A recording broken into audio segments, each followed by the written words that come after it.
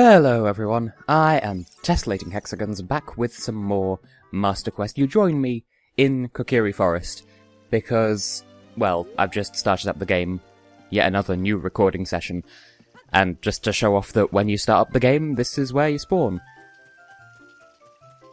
I don't want to go on and on and on again about how far in advance I'm recording all this, but, okay, this is the only time I'll say it for this recording session, in which I plan to do a whole load of episodes at once, but I have recorded up to episode 8 prior to this. I've edited up to episode 6, and I've uploaded up to episode 4.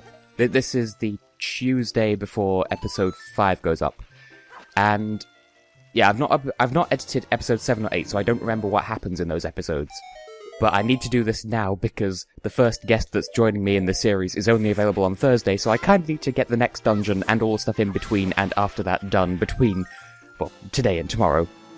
Anyway, there's one gold sculpture. There's a couple more in the forest in general. I don't remember where they all are, so I may miss a few, but let's just wander around and see what we can find. Because there's one that I definitely know where one of them is. I think we can get that one from the Great Deku Tree while we're here as well. Great, I've got this time pressure of getting this episode done, well, getting as much progress done as possible, and all I'm doing is faffing around. Now, where's the one that I remember existing? Up here, I believe? Because, as I've mentioned before, the most recent memory jog that I've had for this game is Masay and Ella's LP. And that was all backwards and stuff, because it's the 3DS version. Yeah, I did wonder if I'd be able to backflip into that, because the item of the next dungeon will allow us to get sculptural tokens a lot more easily. Actually, that's a point. The ones in the Great Deku Tree, they may have to wait, because there's one that we can get now and one that we can't get now, and so we might as well just wait until next time. So what else was I going to do? I'll cut to when I get to where I'm going. Oh, right, yes, this. I forgot that I was planning on doing this, and no wonder I couldn't get any of the bombs in last time I tried trying from the worst possible angle. I could have done this from... I think that went in. Did that go in? It did go in. That passage to the left there, I'm pointing at the screen, you can't even see. That there's a bomb flower near there that I could go and... that I could have used. Instead of going into the passage near the Lost Woods, I could have used the bomb flower that's near there and actually stood a chance at throwing the bombs into the damn thing. Now, you might notice that vase has 3 faces. It has a neutral face, which is what we got, an angry face, and a happy face. We're trying to get it to stop on the happy face, but I don't think there's any way of influencing it. It's just sort of chance, I think. Did that go in? I can't tell. Nope, that went over. Yay. May have to do some cutting around here. Unless this is the one that does the thing. Which is so descriptive, I know. Now, I've never questioned this, because obviously I grew up with this game. Even the grumpy face gives us rupees, but I would go down and collect them, but I have a max wallet, so it's not worth it. This is surprisingly surreal, but since I grew up with this game, I never questioned this. The fact that there's this weird-looking giant vase that you're throwing explosives into, and it just spins around and judges you. I've never questioned that, but it looks really strange now that I think to question it. Now, can we have the happy face? Yay! Happy face gives us a piece of heart, and 25 rupees as well for good measure. Good thing the heart piece doesn't despawn, because that'd be a bit inconvenient. Now... oh, only 2. I did wonder. And there's another thing. There's an entire floor of this place that I just didn't check out, because there's something... the next floor up from here. I've not shown it off, because there's something we can do there that wasn't worth our while to do until now. Because we needed bombs in order to be able to do it. And it's funny how I seem so indecisive about, do I spoil what goes on in this game or not? Because there's a thing that's coming up soon. Where is he? Is he coming? Is he not? Which way is he going? Where is... oh, he's all the way over there. We need to bomb that not Dodongo. We need to bomb that Goron when he gets around here. And normally you'd have an audio cue to make it a bit easier, but I don't. So here he comes? Question mark? As I was saying, I should be a bit more careful about... well, no, that's not what I was saying at all. Well, I should be careful about where I stop this guy, because you have to stop him in here, otherwise you won't get a reward. there we go, it's got a gold stripe like I said. I've been a bit inconsistent about whether I actually spoil stuff or not, because I've said there's a plot thing coming up that I keep referring to as later in the game, but not actually stipulating what that is. And I tried not to mention the bombs by name before we got them, it's just the dungeon item, which is what I've been doing with all of the dungeon items in the game. Well, I don't think I even mentioned the slingshot before we got it, but the next dungeon item as well, I didn't mention it. Well, I've not mentioned it by name, so I'm not spoiling what it is. There are some gold sculptures in here as well, but again, we can come back for them later when we have an easier way of getting them. I've been inconsistent because I've not spoiled that the bombs are a thing, and I've not spoiled what the major upcoming plot point is. But I've also said, oh, you know, there's not really any point in me being all mysterious about the story because everyone's played this game. So I don't know how I feel about that. Anyway, blowing up this rubble wall because we're here. There's a chest in there that contains rupees. Don't need rupees, so we can come back for that later when we do. And it would be nice if you could jump down there and have it be a shortcut back to Kakariko Village. But alas, it can't be happened. Now you, arsehole, you're going to apologise for running me over in that other episode. Dear oh dear. Nope, that's pretty much all the Gorons say that now. After beating the second dungeon, they all just praise you for beating the second dungeon. Now, that's a good point. I should probably wait until it's decidedly daytime for the next thing that we need to do, but that's good because I can't hear the sound effect signifying that it's daytime, but close enough by the time I get down here, maybe? The point is it needs to be daytime, because our next destination is the Kakariko Graveyard. And, oh yep, the chickens are out, so it must be daytime. As I recall, the graveyard is a bit inconsistent with... Well, no, it's consistent, but in an unfortunate way, because I think, if you use the Sun Song to change it to nighttime, that's too late for Dampé to be around. He only appears between the hours of, like, 6 PM and 8 PM, or something like that. I don't remember. It probably says in this sign here, doesn't it? Yeah, from 6 till 9. So, if you use the Sun Song, you'll miss that. And then, there's this kid who's around during the day. Like, he's around during the day. He's not the problem. It's just that Dampé's not around. If you use the Sun Song to change it to... Bleh. If you use the Sun Song to change it to daytime, this kid is here. If you use it to change to nighttime, Dampé's not here. And you need to wait around a bit for him to spawn. But we've already done that thing with him, so it doesn't matter. Anyway, he wants this mask. Strangely enough, he pays the full 30 rupees, but we can't hold it because we've got that much money, so let's just... I've waffled enough in this episode, I'll just cut to when I get to the castle town. Now, I don't remember what I was saying, but something about...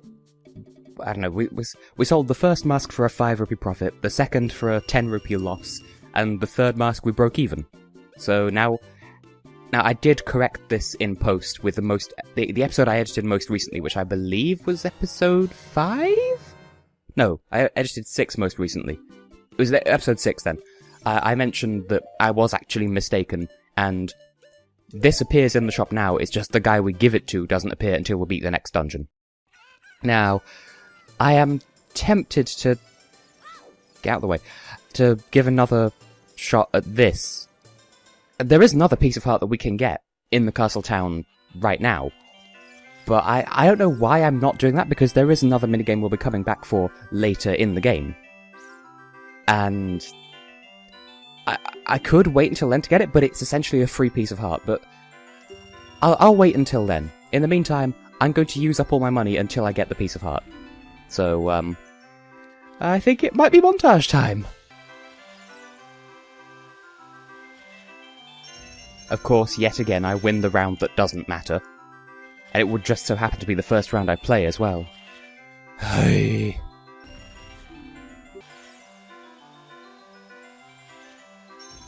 And again, I win a round that doesn't matter. Well, at least this means we can stock up on Bombchus. Because this is the only reliable way of getting them consistently, apart from paying through the nose later in the game, I think? What I said in the last episode is more accurate. I'm just commentating out my arse at the moment. Attempt number 3. Probably the one that matters and that I will fuck up. Yep, I'm probably going to fuck this round up, but we shall see. Oh, don't do it. Okay. That's the first round down. Don't know why I'm commentating, because no shit. The sideways ones are the hardest. Nope, fucked it up. I imagine this won't end well. No, yes, no, no. Nearly, though. Why is it when they hit the wall there, they go off at such a weird angle? Why are you like this game? Oh, come on. That was just not fair. Fuck off, Spike Trap. Those are the ones I was talking about in Dodongo's Cavern, by the way. What the fuck? Where are you going? It's those Spike Traps in that one room with the block-pushing puzzle in Dodongo's Cavern. That's fresh in my mind because that's the most recent episode that I edited. And you're going to go at a weird angle, aren't you? Nope, you're going to bounce backwards. Why does this happen only on the turns that matter? Good grief.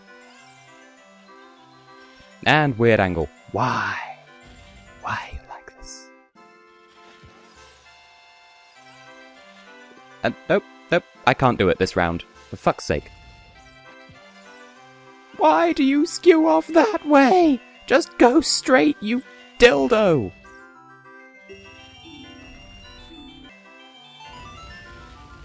Why are you like this game? You see, if this had been the turn that mattered, then that giant chicken would have walked straight into the path of that Bombchu on that last, like at the last second there. I hate that this combines skill with chance. Games of chance aren't fair.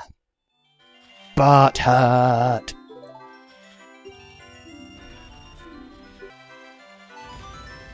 Well, I'm getting better at that weird sideways one anyway. Step aside with your feathery ass. Why? Oh, come on! That wouldn't have happened if this had been the heart piece.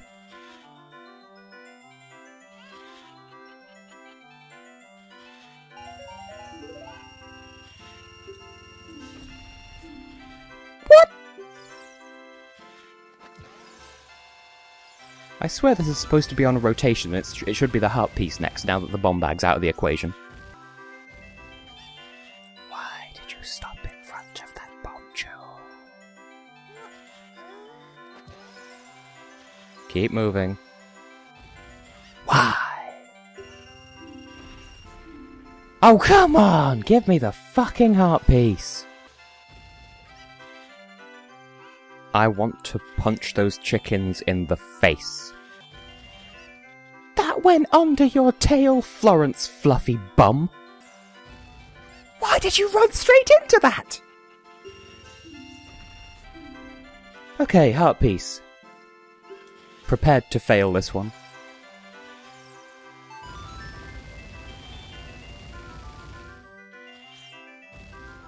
It's being generous. So, maybe the RNG gods will smile upon me and at least one of these 8 Bombchus are gonna actually make it into that goddamn hole with those bastard chickens constantly getting in the way! Don't move, don't. Yes! Yes!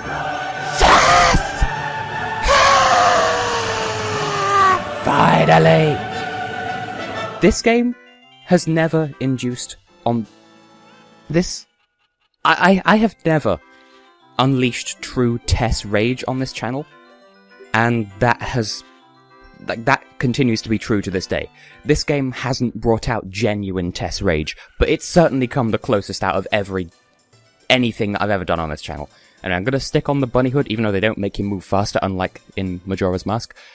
And I'm up to nearly 25 minutes of recording, but a lot of that's going to be stuff that I cut out, so we can actually get into the meat and potatoes of this episode, which is Lon Lon Ranch, dead ahead. Admittedly, we can't do every single thing there, because there's at least one gold sculpture that's currently out of reach, but the next dungeon item will help with that.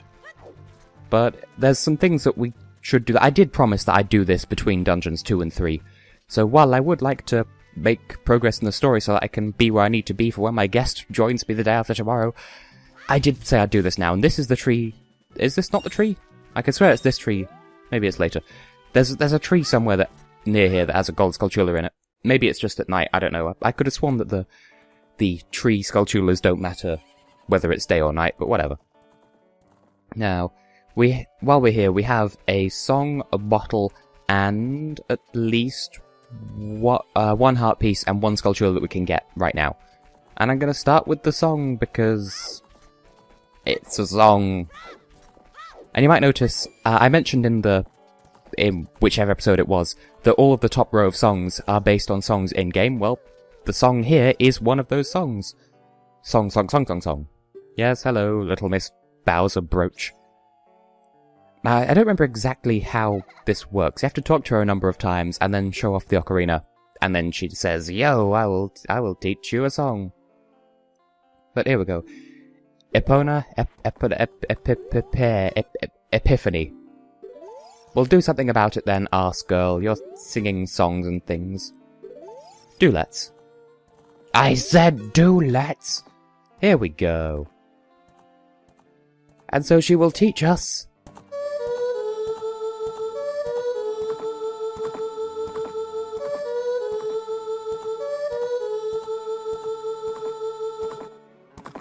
The Ballad of Lon Lon Ranch, except obviously that's not what it's called. It is, in fact, Epona's Song, which will make the horse friendly to us. And also, if you play it near a cow and you have an empty bottle, it'll give you a free bottle of milk. Should have tried that in Undertale. Fight me. Oh, that's slightly creepy. And who invited you, with your corn-on-the-cob-ass body with wings? Yes, we've now befriended Epona, and she's just, okay. She's trying to get closer to us and pushing us away in so doing. It's like a strange metaphor for life. Just gonna put on the bunny ears, have them phase through your head a little bit. Are you quite finished there, Epona? Okay. Now... Oh, where's X? It's all the way over here. Oh wait, no, there's two sculptures that we can get now, and a third one later. Horse? I believe there's one in this tree. Please don't make me out to be some sort of liar. Yep, there it is. I mentioned in some episode that I haven't edited yet. It does somewhat disturb me that they have stripy legs, because that's just so plausible. And now I'm going to arbitrarily go speed up mode because we need to get to that tower over there, and it's a bit of a long walk.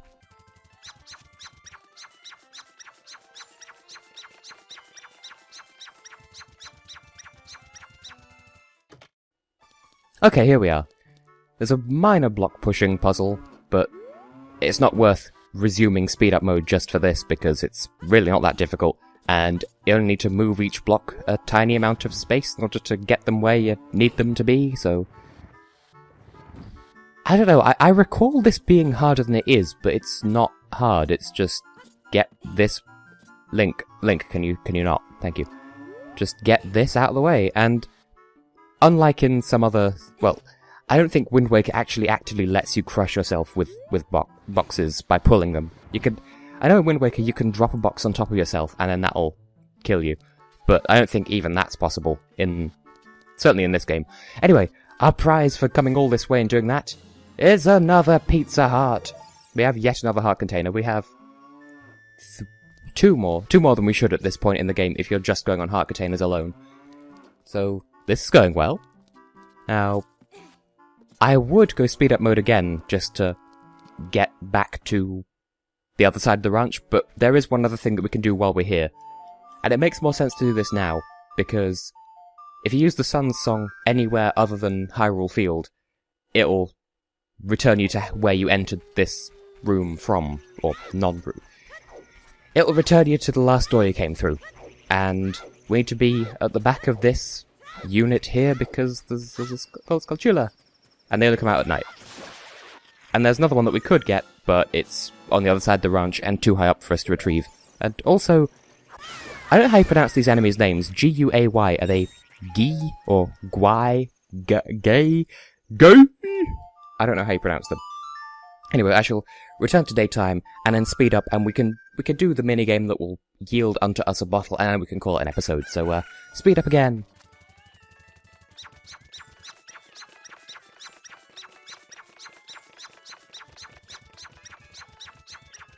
Okay, and we're back over here. Is there anything in this crate?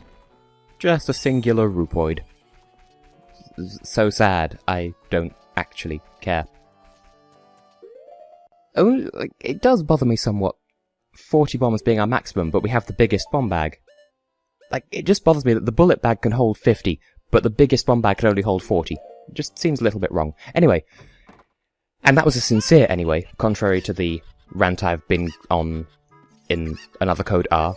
Or at least, that was recently for when this is recorded, but by the time you see this video, it won't be recently. Unless I keep complaining about it over the coming weeks. Anyway, I said it again. Minigame here, a lot of rambling. These 3 chickens, they look identical to the rest, you just have to pay attention to them, because he's going to throw these into the gaggle of chickens in the room and just have to find them in a time limit. And sometimes this is easy, sometimes it's hard, it's just a matter of keeping an eye on which ones the special ones are. And so I will do this as many times as it takes to win. So this is what I was saying earlier in the episode. I spoiled that this is a minigame that yields a bottle, and I had no qualms about spoiling that. But I didn't want to spoil that the bombs are a thing. You see my feel? Okay. Chickens! Oh wow, don't give me a fair look or anything. We know that's a genuine one because we saw it land. The other 2, I didn't see where they went. So it's just a matter of picking up chickens and hoping for the best. Oh, there's another one. We've got plenty of time in which to find it, so no big deal, I suppose. Just keep picking up and he'll let you know. Okay, that went well, that was surprisingly well timed. It's just a matter of keep picking up chickens, and if he says nothing, it's not a special one, and he'll tell you if it is the right one, so... No. He'll say this no matter what you say. But chicken butt in face?